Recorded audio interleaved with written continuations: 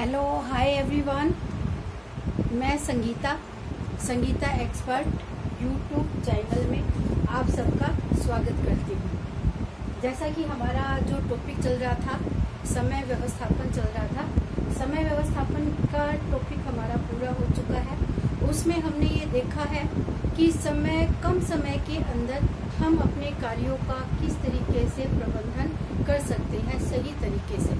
ये प्रक्रिया हमने उसके बारे में देखी थी। आज इससे आगे का टॉपिक है हमारा कार्य सरलीकरण। आज हम कार्य सरलीकरण के ऊपर अच्छे तरीके से चर्चा करेंगे और इस टॉपिक को जैसे नाम से ही आप लोगों को पता चल रहा है, कार्य सरलीकरण यानी कार्य का जो करने का तरीका है वो कैसा होना चाहिए, सरल होना चाहिए। सरल तरीके से कार्यों को संपन्न करना ही हमारा क्या कहलाता है, कार्य सरलीकरण कहलाता है। कार्य सरलीकरण की चर्चा के लिए मैंने एक परिभाषा लिखी है। पहले इस परिभाषा को देख लेते हैं, इससे आपको ये समझ में आ जाएगा कि कार्य सरलीकरण क्या होता है। निकल और डार्सी के अनुसार है ये परिभाषा, कार्य को सबसे आसान, सरल व शीघ्र विधि से। कार्य में क्या लिखा है कि कार्य को सबसे आसान, सरल एवं शीघ्र विधि से सचेतता पूर्वक खोज करना ही कार्य सरलीकरण है।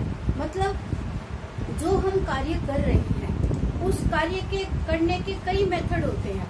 अब जब आप उसको प्रैक्टिकल में अपने लेते हो तब हम उस प्रैक्टिकल को करके देखते हैं तो हमें कौन सा मेथड सबसे सरल लगता है, उसी मेथड को हम अपने रूटीन के अंदर काम में लेते हैं। तो यही प्रक्रिया इसमें बताया गया है कि कार्य करने का जो आसान तरीका है। कार्य करने के तरीके बहुत सारे होते हैं, लेकिन उसमें से हम एक ही ऐसा तरीके का चयन करते हैं जो हमारे करने का सबसे आसान तरीका होता है। उसी आसान तरीके को हम क्या कहते हैं, कार्य सरलीकरण कहा जाता है। अब कार्य सरलीकरण जिसके ऊपर टिका है वो दो ही बिंदु है, एक तो है समय, एक है शक्ति। आपको क्या करना है, कम शक्ति का व्यय करना है और कम समय का व्यय करना। इसके अंदर एक ही बात है, वो मुख्य रूप से अपनी भूमिका निभा रहा है कि हमें कम समय व शक्ति का व्यय करते हुए अधिकतम कार्यों को संपन्न करना। और संपन्न करने का जो कार्य में है, कल जैसे मैंने समय व्यवस्थापन में बताया था कि कार्य में हमें रांद नहीं काटनी है, उसकी एकदम घास नहीं काटनी है। जैसे कहते हैं ना, घास काटी है, वैसे आपने तो काम करने में घास काट दी, तो वो नहीं करनी है। हमें क्या करना है, कार्य की गुणवत्ता भी आपको कायम रखनी है। जैसे आपको कहा जाए कि आपको 1 घंटे में 100 रोटियां बनानी है। अब 100 रोटियों का मतलब ये नहीं है कि आप उसको कच्ची बना के आप उसको छोड़ दो। 100 रोटियों में वो खाने लायक हो, एकदम परफेक्ट रूप से उसकी साइज बनी हुई हो, एक ही नाप की, और बिल्कुल सही रूप से वो सिकी हुई हो। उस तरीके से कार्य करना ही हमारा क्या कहलाता है, कार्य सरलीकरण कहलाता है। तो कार्य सरलीकरण में सबसे आसान तरीका आ गया और आसान तरीके के साथ साथ शीघ्र संपन्न होने वाला कार्य भी आए। और हमें किस बात का ध्यान रखना है, कम समय व शक्ति का हमें क्या करना है, व्यवस्थापन करना है। ये बात परिभाषा है, वो इन सारों के बीच में क्या करेगी, घूमती हुई आपको दिखाई देगी कि कम समय व शक्ति का व्यय करते हुए हमें अधिकतम कार्यों को संपन्न करने के लिए उसकी व्यवस्थापन प्रक्रिया को निभाना है। तो वो हमारा क्या कहलाता है, कार्य सरलीकरण कहलाता है। अब ये कार्य सरलीकरण है, किस तरीके से हम कर सकते हैं, किन बातों के ऊपर ये निर्भर करता है। तो ये कहा गया है, कार्य सरलीकरण के निर्धारक तत्व भी कह सकते हो या आप इसको कारक भी कह सकते हो। कार्य सरलीकरण कारक, ठीक है। कार्य सरलीकरण के 3 कारक मुख्य रूप से भूमिका निभाते हैं। एक तो कार्य की विधि पर डिपेंड करता है, एक कार्य कर्ता के ऊपर डिपेंड करता है और एक कार्य क्षेत्र के ऊपर डिपेंड करता है। इसको कहा जाए कि ये प्रोसेस होती है वो इस तरीके से हमारी है, ट्रायंगल रूप में चलती है। यहाँ हम रख सकते हैं इसको कार्य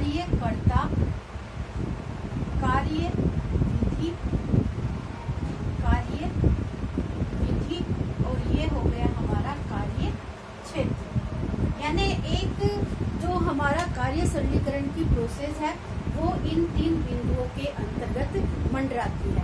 तो हमें सबसे पहले तो देखना है कार्य की विधि क्या है, हमें कौन सा ऐसा कार्य करना है और उस कार्य करने का मेथड है, वो वर्क मेथड क्या है हमारा, उस चीज को हमें देखना है। अब जैसे रोटी बनाने का मेथड है, तो रोटी बनाने का क्या होगा, सबसे पहले हम आटा लेंगे, आटो को गूंदेंगे। गूंदने का आप कौन सी प्रोसेस देते हो, एक हाथ का प्रयोग करते हो या आप दोनों हाथ का प्रयोग करते हो, ये आपके ऊपर कार्य सरलीकरण के ऊपर निर्भर करता है। अगर हम एक हाथ का प्रयोग करेंगे तो हमारे एक हाथ को जोर ज्यादा आएगा, अगर हम दोनों हाथों को मिला के करेंगे तो हमारा कार्य क्या होगा, आसान हो जाएगा। तो ये कार्य की विधि पे डिपेंड करता है। अब है कार्य की, जैसे आटा लग चुका है, अब उसकी हम रोटी बनाएंगे, तो रोटी बनाने के लिए हमें क्या करना पड़ेगा, दोनों हाथों का प्रयोग करना होगा ताकि हमारा कार्य है वो आसान आ जाए। तो यही है।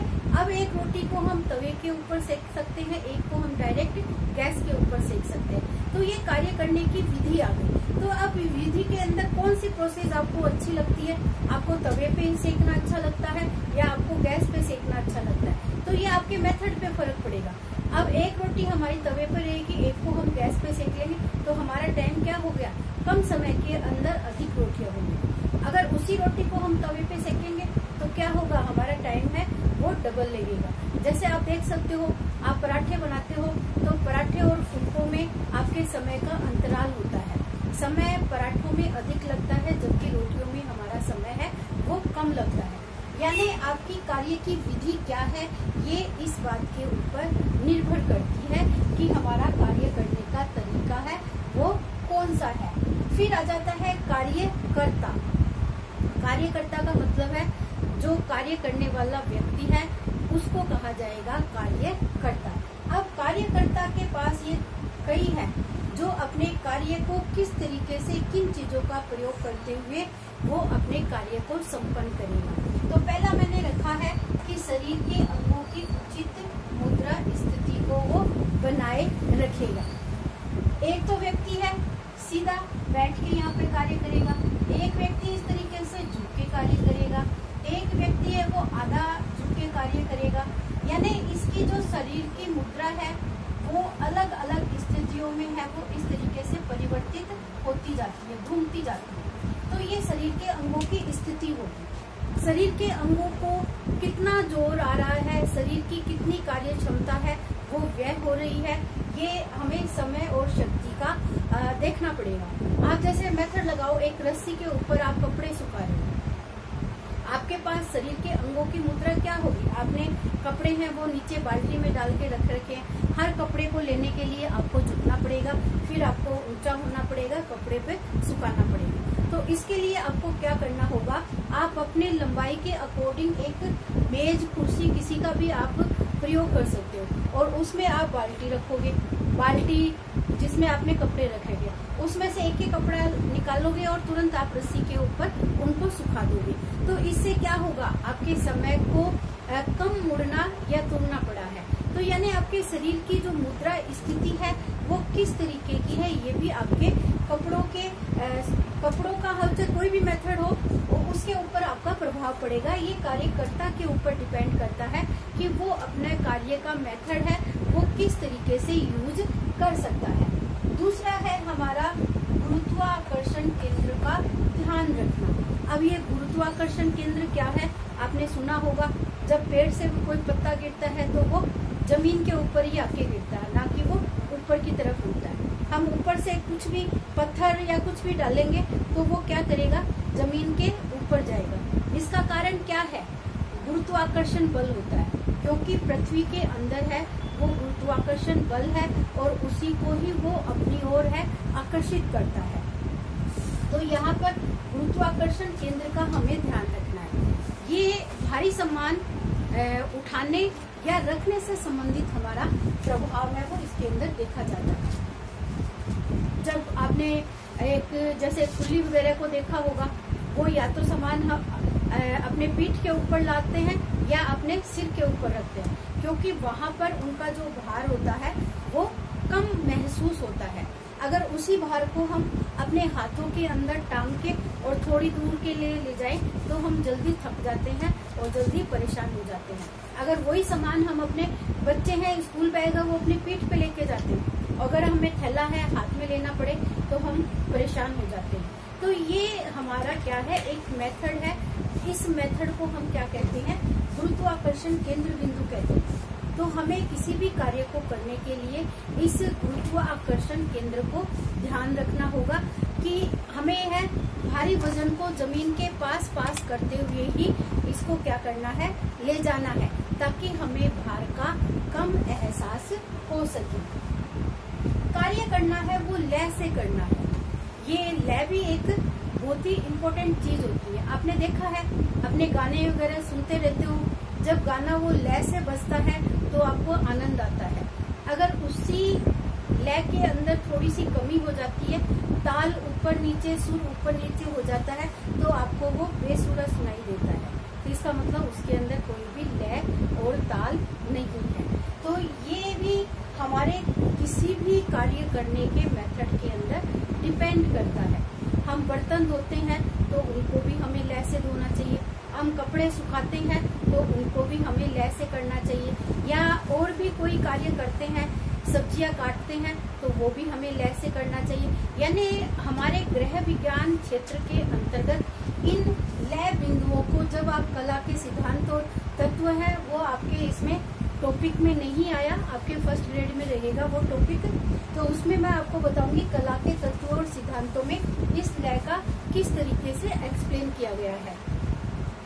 कहने का मतलब है, जब आप, जैसे मैं एक बर्तनों का उदाहरण दे रही हूँ, जब आप बर्तन धोते हो तो हमें क्या करना चाहिए, एक जैसे बर्तन है पहले हमें उनको लेना चाहिए। जैसे कटोरिया धो रहे हैं तो हमें कटोरिया ही धोनी चाहिए। अगर हम गिलास धो रहे हैं पहले तो हमें फिर सारे गिलास ही एक साथ धोने चाहिए। ये नहीं कि एक बड़ा बर्तन धोएंगे एक छोटा बर्तन धोएंगे, तो उससे क्या होगी, हमारी कार्य जो हाथों की लय बन रही है वो लय क्या होगी, हमारे उसमें डिस्टरबेंस पैदा होगा। एक बड़ा बर्तन एक छोटा बर्तन, तो इससे हमारे कार्य करने की जो स्पीड होती है वो सही नहीं होती है। तो हमें पहले छोटे बर्तन करने चाहिए या फिर हमें बड़े बर्तन करने चाहिए, ताकि हमारे हाथों में जो लय का स्तर है वो बना रहे। ऐसे ही आप कपड़े धोते हो या सुखाते हो तो उसके अंदर भी आपको यही प्रक्रिया अपनानी चाहिए। जब आप रस्सी पे कपड़े सुखाते हो तो एक जैसे कपड़े को एक साइड में, एक बड़े कपड़ों को एक साइड में, तो उससे भी आपकी वो लय है उसके अंदर प्रदर्शित होती है। तो इसमें भी क्या होता है, आपका समय व शक्ति का कम व्यय होता है और कार्य करने के अंतर्गत आपकी रुचि और गुणवत्ता दोनों मजबूत रहती है। फिर है मांसपेशियों का कुशलता पूर्वक प्रयोग करना। आपको सबको पता है कि आपका शरीर है वो अनेक प्रकार की मांसपेशियों का बना हुआ है। अब हाथों की मांसपेशियों की तुलना अगर पैरों की मांसपेशियों से की जाए, मांसपेशियों का कुशलता पूर्वक प्रयोग करना, तो जैसे मैंने हाथ पैरों का आप लोगों को उदाहरण दिया है, पैर की मांसपेशियां होती है वो हाथ की मांसपेशियों की अपेक्षा मजबूत होती है। पैर की मांसपेशियां है हमारे पूरे वजन का, शरीर का वजन है अपने पैरों के ऊपर उठा के रखती है। हम किसी वस्तु को हाथ से धक्का देते हैं तो उसमें हमें परेशानी या झटका लगने की संभावना रहती है, जबकि हम पैरों का अगर यूज करें तो भारी से भारी वस्तु को भी हम खिसका सकते हैं। तो कहने का यहाँ पे मतलब यही है कि हमें अपना श्रम शक्ति है वो कम व्यय करना है, तो हमें मांसपेशियों का कुशलतापूर्वक प्रयोग करना है। ये हमें पता होना चाहिए कि हमारे शरीर की कौन सी मांसपेशियों का उपयोग हम कौन से कार्य के लिए हमारा सर्वोत्तम रह सकता है। तो उसी के अकॉर्डिंग हमें क्या करना है, अपनी मांसपेशियों का प्रयोग करना है। फिर है वेग का लाभ उठाना। वेग का मतलब होता है कि जैसे आपको कहा जाए कि कोई भी हम कार्य करते हैं, जब उसकी वो लय बन जाती है, स्पीड बन जाती है, तो उस कार्य को हम उतने ही अधिक वेग से पूरा कर सकते हैं। तो मतलब आप जब कंटिन्यू काम करते रहते हो तो आपका कार्य है वो आसान रहता है। अगर उस कार्य के अंदर व्यवधान पहुंच जाता है तो फिर उस कार्य को करने में हमें ज्यादा परेशानी का अनुभव होता है। तो कार्य को हमें लगातार कंटिन्यू बनाए रखने के लिए जरूरी है कि उस कार्य का वेग है वो तीव्र रहता है, उससे हमें कम समय व श्रम की आवश्यकता महसूस होती है और कम समय के अंदर ही हमारा कार्य है वो आसानी से पूरा हो जाता है। तो इस तरीके से ये कार्यकर्ता के ऊपर डिपेंड करता है कि वो अपने इन उपायों को अपनाकर अपने कार्य को आसान तरीके से पूरा कर सकता है। अब हमारा तीसरा जो टॉपिक आता है वो आता है हमारा कार्य का क्षेत्र कैसा है। कार्य करने का जो क्षेत्र एरिया है वो किस तरीके का है और किसके ऊपर ये हमारा डिपेंड करेगा, ये आप लोगों के ऊपर देखा जाएगा। जैसे महिलाओं का जो ज्यादा समय होता है वो किचन के अंतर्गत अपना समय है वो निकालती है। एक सिंपल सा उदाहरण देती हूँ, जैसे आपकी खाना बनाने वाली स्लैब है या जहाँ आप बर्तन साफ कर रहे हो वो सिंक है, अगर उसकी व्यवस्था आपके हाइट के अकॉर्डिंग ना हो तो आपको खाना बनाने में कितनी परेशानी होगी। यानी आपका जो कार्य का क्षेत्र है वो आपके अकॉर्डिंग होना जरूरी है, तो आपको कम समय और श्रम की आवश्यकता होती है। अगर उसमें आपको परेशानी हो रही है तो वो आपका कार्य है वो एक तो मुश्किल से होता है और उसमें आपकी शक्ति है वो भी आपको ज्यादा व्यय करनी पड़ती है। यानी स्लैब तो ये मान लो कि जैसे मैं यहाँ पे खाना बना रही हूँ और स्लैब मेरे यहाँ तक आ रही है, तो मुझे खाना बनाने के लिए ऐसे ऊंचे होकर झुकना पड़ेगा, और अगर वो बहुत ज्यादा नीची होगी तो मुझे नीचे बार बार में झुकना पड़ेगा। तो इससे क्या होगा, मेरे शरीर की श्रम व शक्ति है दोनों ही व्यय अधिक होगी, तो इससे मुझे कई प्रकार की परेशानियों का सामना करना पड़ेगा। आप पढ़ते हो, पढ़ने के अकॉर्डिंग आपकी टेबल नहीं है, ऊंची है ज्यादा या नीची है, तो आप उसमें प्रॉपर रूप से बिल्कुल सही सिचुएशन में आकर अपना कार्य है वो सही तरीके से पूरा नहीं कर पाओगे। तो ये आपको ध्यान रखना है कि कार्य की विधि क्या है, कार्य करने वाला कर्ता कैसा है, किस तरीके की स्थिति को काम में ले रहा है, या उसका कार्य करने का जो एरिया है या क्षेत्र है वो किस तरीके का है। ये सारी बातें आपके उस कार्य के ऊपर निर्भर करती है। तो कार्य को अगर सरल बनाना है, उसका मेथड आपको कम समय, श्रम और शक्ति के अंदर व्यय करते हुए आपको कार्य पूरा करना है, तो इन तीनों बातों पर आपको विशेष रूप से ध्यान देना होगा, तभी आपका कार्य है वो प्रॉपर रूप से चलेगा। तो आज का टॉपिक हमारा इतना ही है, आगे का टॉपिक है कल मैं आप लोगों को इसके बारे में बताती हूँ। अगर आप मेरे चैनल पर नए हो तो आप इस चैनल को लाइक, शेयर और सब्सक्राइब करना ना भूलें। Thank you everyone.